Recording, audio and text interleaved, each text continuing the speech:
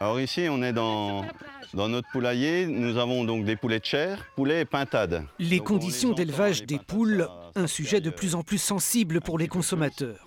Ces visiteurs connaissent bien l'animal dans leur assiette. Sans doute avaient-ils faim d'explications. On était loin de se douter que, comme par exemple là où on est dessus, que c'est du chanvre, que c'est recyclé de A à Z. Enfin voilà, c'est toutes des choses qu'on ne connaît pas. C'est très propre, c'est très spacieux. Il y a de l'espace pour tous les volailles. Donc ça, c'est ce qu'on recherche. Dans cette ferme bio, la transparence s'invite jusque dans les ruches. Pour vivre heureux, ne restons pas cachés. Tel est le credo des 270 exploitants qui ont fait le choix du bio en Haute-Saône. La Haute-Saône, un département modèle, 11% de la surface agricole est convertie au bio, quand la moyenne nationale est à 6% seulement.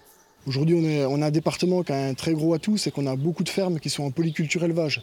Donc ça, agronomiquement, c'est le modèle idéal en bio, donc avec la complémentarité entre les cultures et l'élevage.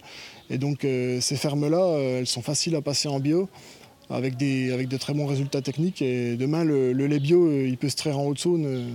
Il n'y a pas de problème de ce côté-là. L'agriculture biologique ne s'arrête pas au verre de lait. Les brasseries artisanales de plus en plus nombreuses franchissent le pas, elles aussi. Elles ont besoin d'orge et de houblon.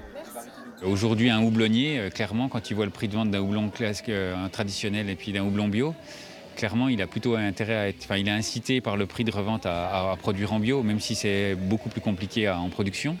Il va le valoriser vachement mieux. Le bio est-il devenu la baguette magique de l'agriculture? Les pionniers n'en doutent pas un instant, mais constatent le recul de l'État sur le glyphosate notamment. Pour nous, ça a été un coup de couteau dans le dos encore de maintenir ce produit-là. Nous, on cultive depuis des années sans glyphosate et on s'en sort très bien. Chaque année en Haute-Saône, une trentaine d'exploitations passent en bio. Les plus optimistes estiment que 25% des fermes seront converties en 2025.